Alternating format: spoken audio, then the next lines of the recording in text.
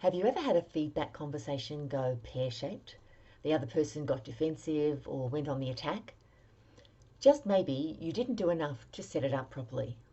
Hi, I'm Caroline, and I'm a leadership coach who works with technology business owners and senior executives to help them be exceptional leaders in their organizations and a force for good in the world. So there's a lesson to be learned from the current pandemic, because one of the ways that we're resolving, hopefully, around the world, the impact of COVID-19 is to vaccinate people.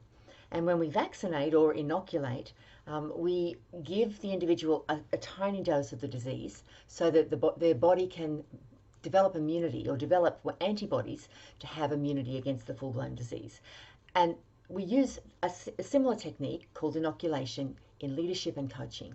We give a small dose of truth to allow the other person to withstand a larger dose of truth. So we want to set them up for a feedback conversation and not pull the rug out from under their feet. And an inoculation might look something like, Peter, I need to have a conversation with you. There's some things we need to talk about, and you're probably not going to like it, but can we have that conversation now?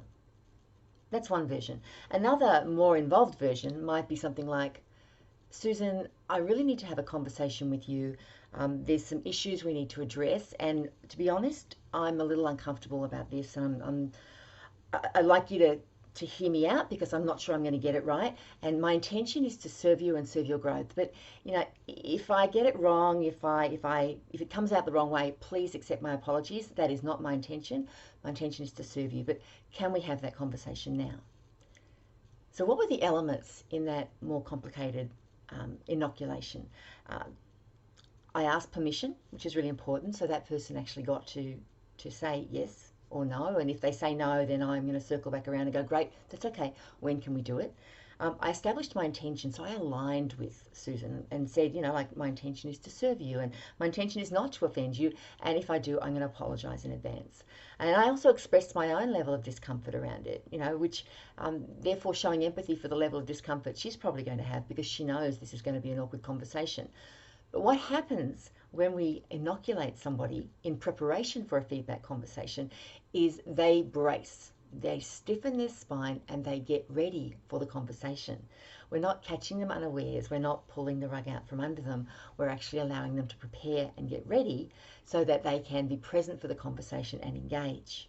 And that's really important, because if they're not present, as I said in the last video that I did on assertive strategies, you know, if we don't create safety for them, then they check out, they go into fight or flight or freeze or appease, and they can't be present, they can't process the feedback. So really important that if we have a difficult conversation that we need to have, that we inoculate them and get them ready. The inoculation does not include any of the content of the actual conversation. I am not giving feedback in the inoculation. I'm simply saying, need to have a tough conversation, need you to be available for this, and I'm on your side. I want to serve you with this. Can we do that now? And then when we're in a private space, I can go into the conversation and the content of it and engage with them, and they're much more able to be present. Love to hear your comments. Have you seen techniques like this before? How could you use this to actually allow people that you need to give feedback, your team members, your peers and colleagues?